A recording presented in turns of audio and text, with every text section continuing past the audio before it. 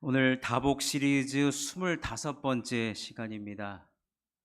이미 우리가 받은 복 세 번째 시간입니다. 지난주에는 우리가 명절 주간을 보냈습니다. 여러분 잘 보내신 것 같아서 하나님 앞에 감사하고 우리 양옆에 있는 분들과 서로 인사하겠습니다. 다시 만나 뵙게 돼서 반갑습니다. 인사하겠습니다.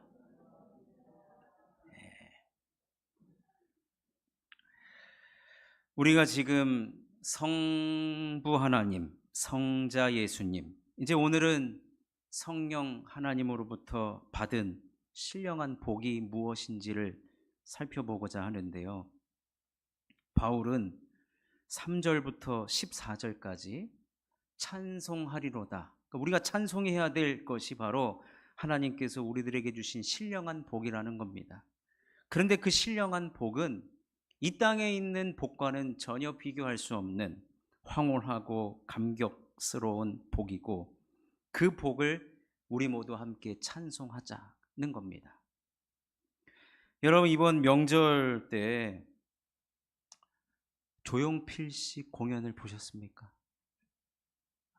그것도 안 보고 뭐 하셨습니까? 조용필 씨가 콘서트 한 것을 TV에서 보여줬거든요. 여러분 다 유튜브 보시니까 유튜브 한번 찾아서 보십시오.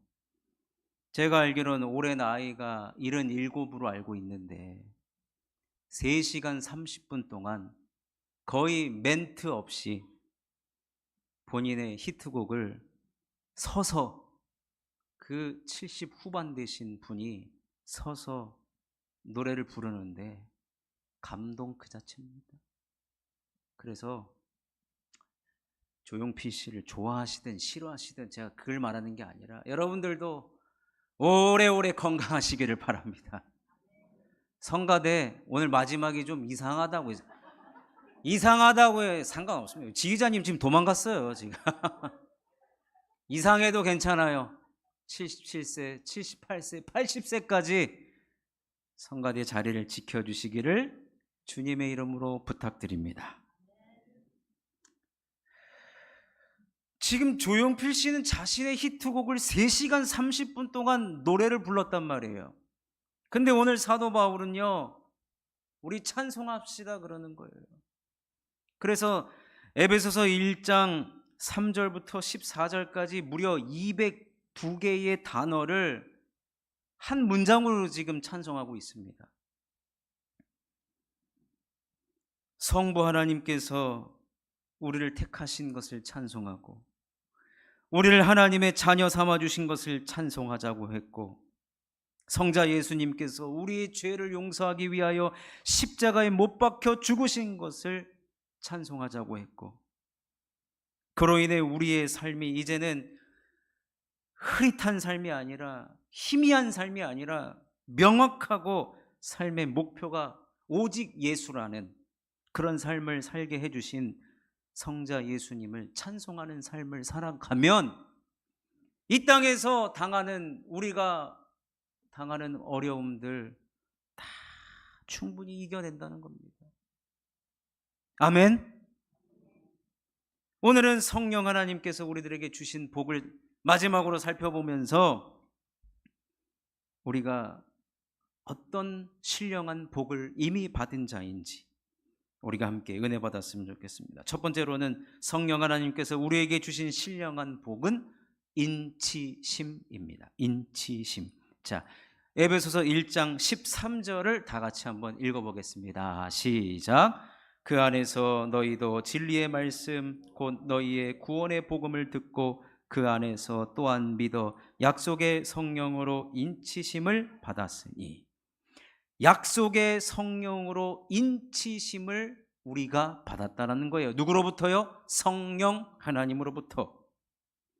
근데 여기서 바로 말하는 인치심이라는 말이 몇 가지 의미가 있는데, 이것은 구약적으로도 굉장히 중요한 개념인데요. 인치심에는 3가지의 의미가 포함되어 있습니다. 안전과 불가침과 소유의 의미입니다. 무슨 말이냐? 여러분, 당시에 왕이 밀봉을 하고 거기다가 인을 친다는 것은 아무도 왕의 소유를 침범할 수 없다라는 걸 의미합니다. 왕의 소유를 그 누구도 건들 수가 없다는 얘기입니다. 오늘 본문을 보니까 하나님께서 성령으로 우리를 인치셨다. 그 말은 뭐예요? 우리가 주님의 소유이기 때문에 그 누구도 우리를 건들 수가 없다는 겁니다.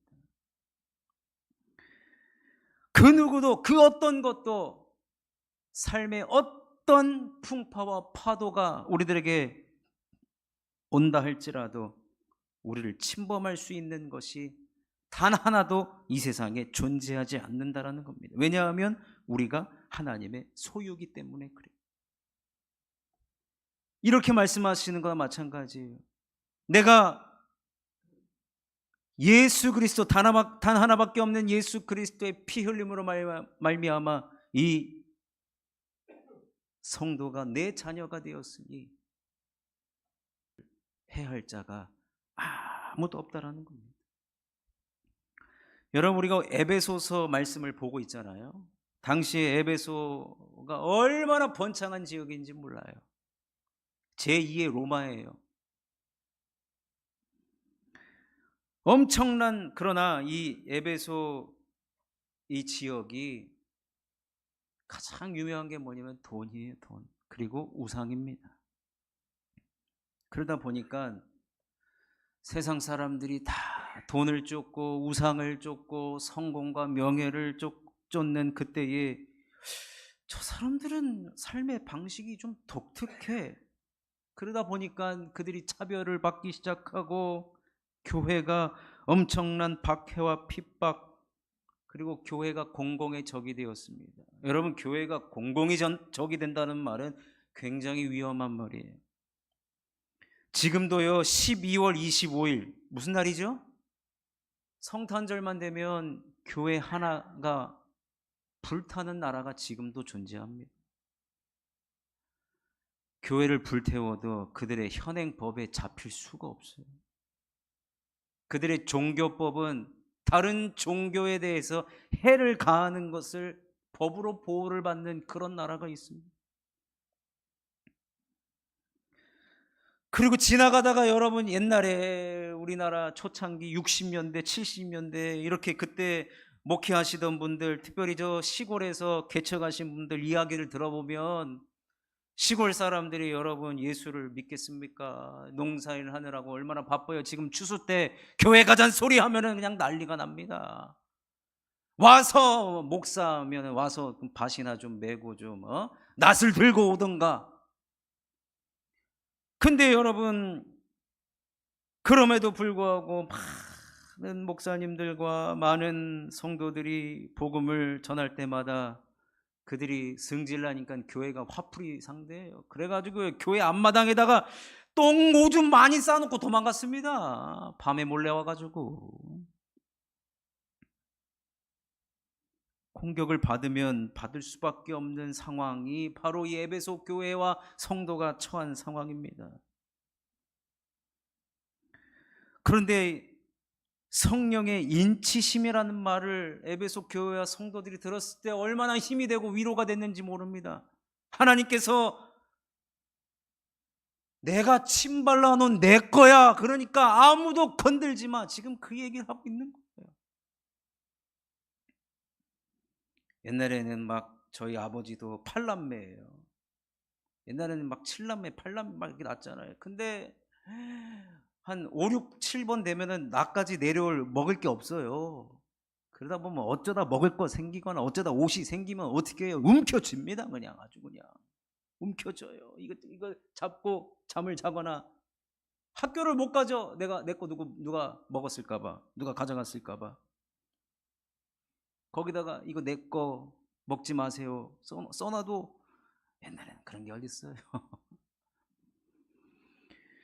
성령 하나님께서 지금 뭐라고 말씀하시냐면 교회와 약속을 믿는 성도를 누구도 건들지 말아라. 누구도 건들지 말아라, 그런 겁니다.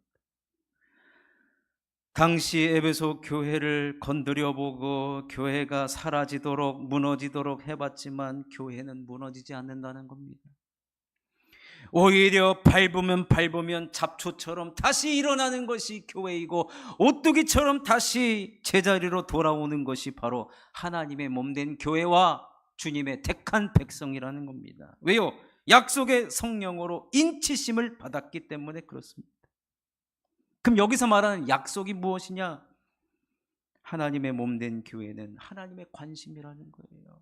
하나님의 모든 관심이 어디에 쏟아 있느냐? 이 교회와 이곳에서 하나님을 예배하는 주님의 백성에게 하나님의 온통 관심이 바로 여기에 있다는 겁니다.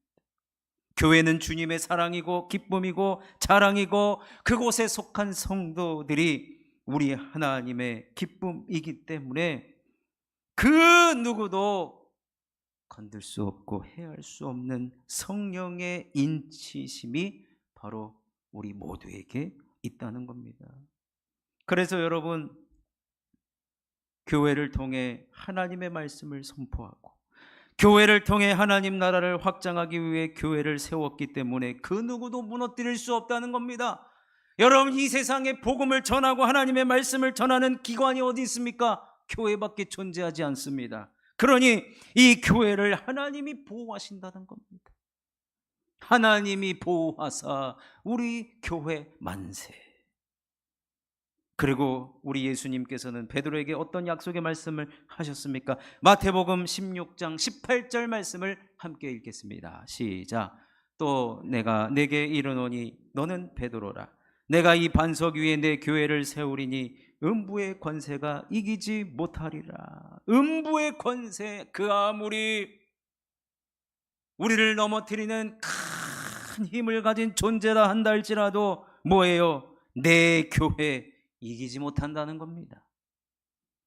그러니 사랑하는 성도 여러분, 교회와 성도는 약속의 성령으로 인치심을 받았기 때문에 그 누구도 이기지 못하는 것입니다. 교회와 성도는 승리하는 것입니다.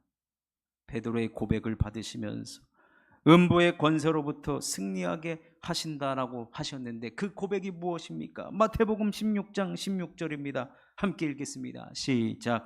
시몬 베드로가 대답하여 이르되 주는 그리스도시요 살아계신 하나님의 아들이시니이다. 베드로의 이 고백을 통해 주님의 교회가 세워졌고, 주님의 교회는 어떤 음부의 세력으로부터도 승리하는 성령의 약속을 받고 인치심을 받은 곳이 바로 교회와 성도라는 것입니다. 이것을 쉬운 말로 하면 하나님과 우리 간의 서로 사랑의 관계, 절대로 끊어지지 않는 끈끈한 관계로 맺어졌다는 것입니다. 그래서 로마서 8장 35절 39절은 좀 길지만 그리스도와 우리와의 그 사랑을 그 어떤 것도 끊을 수 없다라고 이야기하고 있습니다. 우리 말씀을 함께 읽어보겠습니다. 시작. 누가 우리를 그리스도의 사랑에서 끊으리요?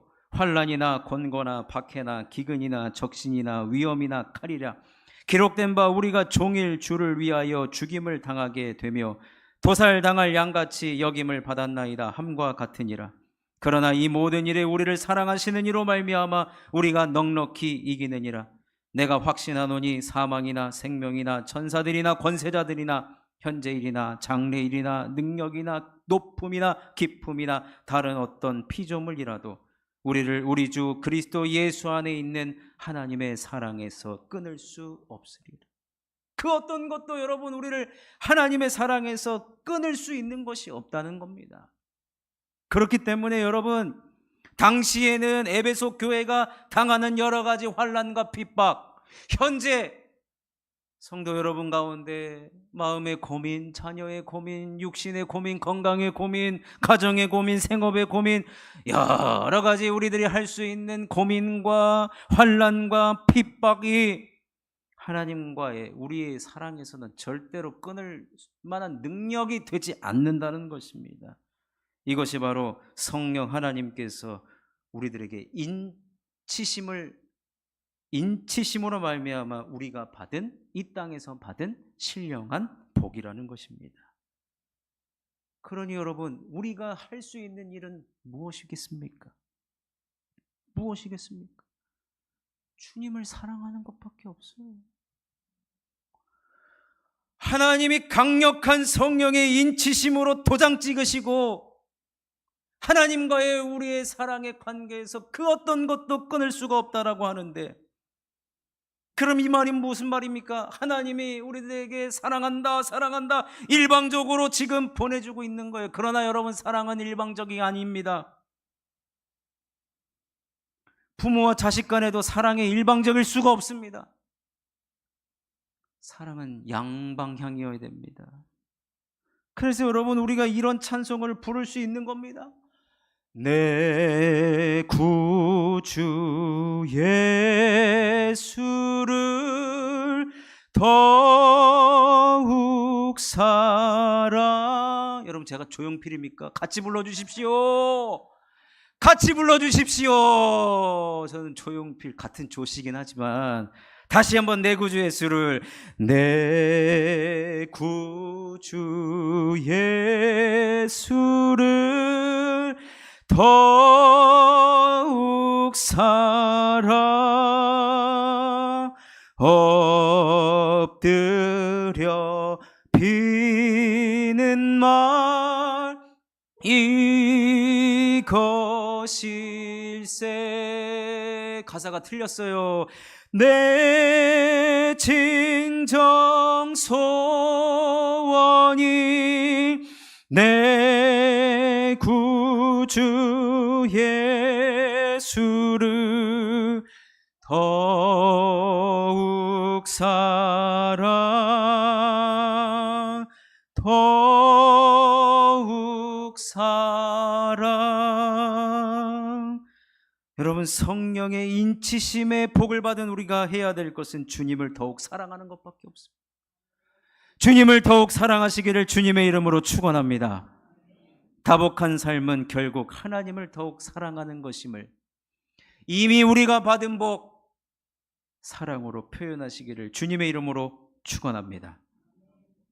두 번째, 우리가 성령 하나님으로부터 받은 신령한 복은 무엇이냐면요, 성령 하나님께서 우리들에게 주신 신령한 복은 보증이라는 겁니다. 보증. 오늘은 굉장히 단어가 심플합니다. 인치심 그리고 보증. 그런데 이 말이 그대로 신학적 용어거든요. 굉장히 중요한 말입니다. 자, 이 보증이라는 말 14절 말씀을 한번 읽어보겠습니다. 시작.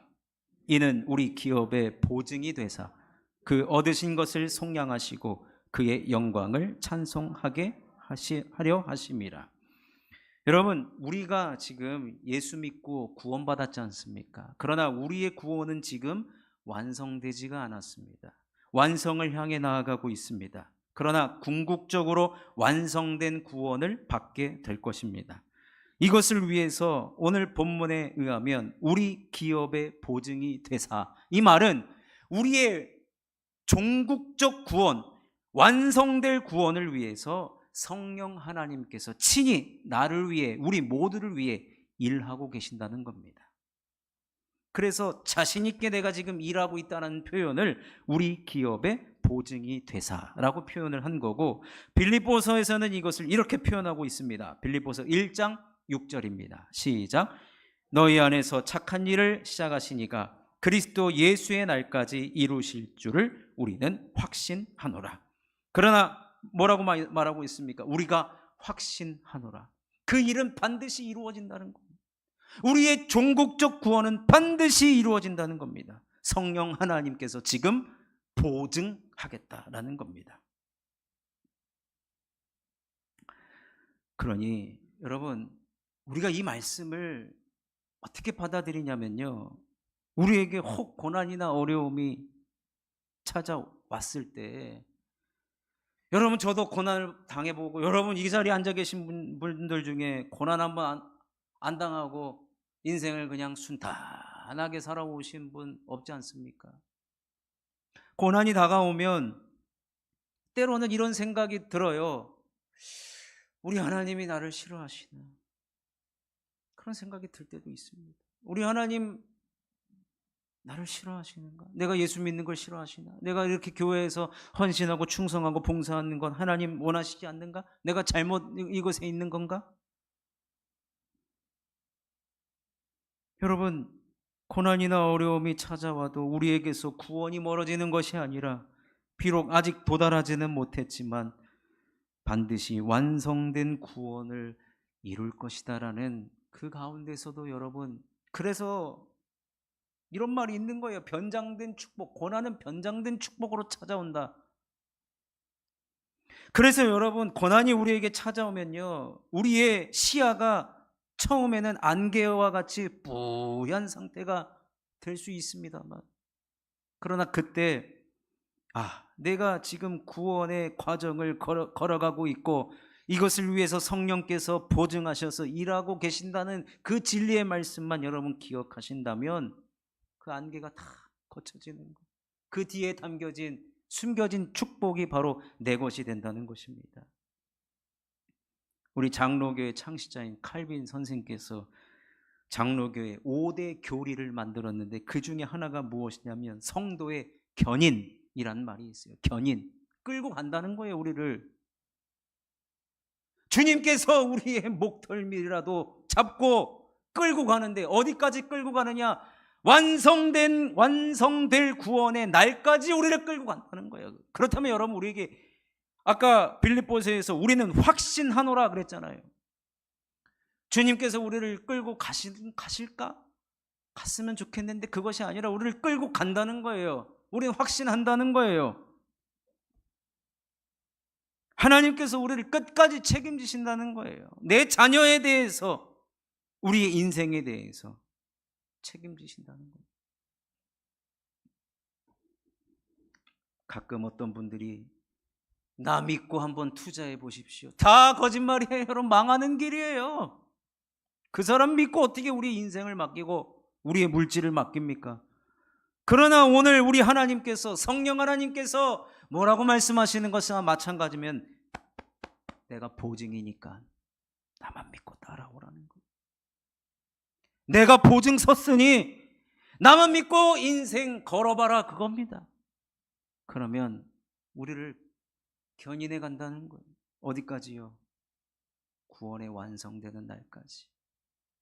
그럼 그 안에 우리가 그 길을 걸어갈 때 때로는 물이 우리를 침몰한다 한다 할지라도, 불꽃이 우리들에게 사르지도 못하는 하나님의 보호하심과 하나님의 인도하심을 우리는 경험할 수 있고, 그래서 다윗이 뭐라고 고백했습니까? 내가 사망의 음침한 골짜기로 다닌다 할지라도 주께서 목자가 되어주셨기 때문에 우리를 어디까지 인도하신다고요? 어디까지 인도하신다고요? 세상에. 여러분, 무슨 교회 다니십니까? 쉴만한 물가로 인도하시지 않습니까, 여러분? 그래서 주의 지팡이와 막대기가 함께 하심으로 우리를 쉴만한 물가까지 인도하는 거예요. 여러분, 거기까지 가셔야 됩니다.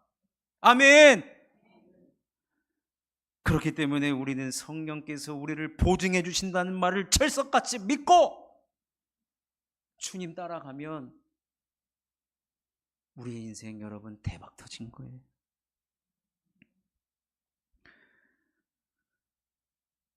우리의 목자로 삼으면 됩니다. 그냥 주님 뒤만 졸졸 따라가면 됩니다. 목자의 음성을 듣고 우리는 그 음성만 듣고 따라가면 되는 것입니다. 그러면 결국에는 우리를 쉴만한 물가로 인도하신다고 하니 얼마나 기가 막힌 일입니까? 여러분 보고 운전대 운전하라고 하지 않습니다. 나만 따라오라고 합니다. 내가 할 일은 그저 따라가는 일만 하면 되는 것입니다. 순종하는 일만 하는 것입니다. 그 보증을 믿고 따라가기만 하면 되는 것입니다. 그러면 온갖 신령한 복을, 이 땅에서 받을 수 없는 신령한 복을 다 받는, 그리고 우리가 어디서 만납니까? 주의 영원한 집에서 저와 여러분이 만나서 그때 뭐라고 인사합니까? 당신도 철석같이 믿었군요. 당신도 믿었기 때문에 여기서 만나는군요. 그러니 사도 바울이 구원의 시작과 구원의 과정 그리고 그 마지막을 지금 뭐 하고 있는 것이냐? 찬송할 수밖에 없다는 겁니다. 말씀을 정리하겠습니다. 여러분, 이로써 우리가 받은 신령한 복은요, 확실한 복입니다. 추상적이지도 않습니다. 우리가 받은 복은 현세를 살아가는 데 있어서 환난과 핍박을 능히 이길 만한 능력으로, 믿음이 능력으로 바뀌는 겁니다. 믿는 자에게는 능력이 생기는 것입니다. 우리가 받은 복을 한번 세어보십시오. 여러분, 사실 우리가 복받을 자이기나 했습니까? 그런데 우리를 창세전부터 택하여 주시고 사랑해 주시고 죄를 사해 주셨을 뿐만 아니라 주님의 기업으로 삼아 주셨습니다.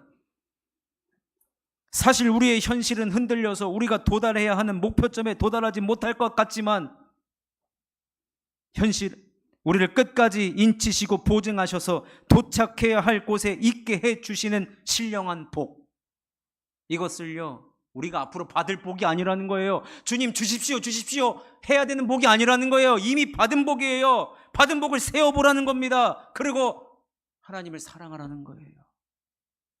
찬송하라는 겁니다. 그러면 이것이 우리들에게 현실의 고난과 핍박과 환난보다 훨씬 큰 것으로 다가와서 우리도 바울처럼 찬송할 수 있고 감격할 수 있고 그 복을 피부로 와닿게 될 줄로 믿습니다. 그래서 찬송가 384장에는 우리가 예수의 길을 따라가고 구원의 완성의 길을 따라가는 그 자에게 만사형통의 복이 임한다라고 찬송하지 않습니까? 우리 다 함께 찬송가 384장 1절만 부르면서 우리가 정말로 이 신령한 복을 이미 받은 자로서 하나님 찬송하는 삶 살겠습니다. 확실하게 믿는 삶 살겠습니다. 주님을 의지하는 삶을 계속해서 살아가 때로는 하늘 위로도 받고 무슨 일을 만나든지 만사형통으로 인도하여 달라는 찬송의 고백을 함께 드리고 말씀을 마치도록 하겠습니다.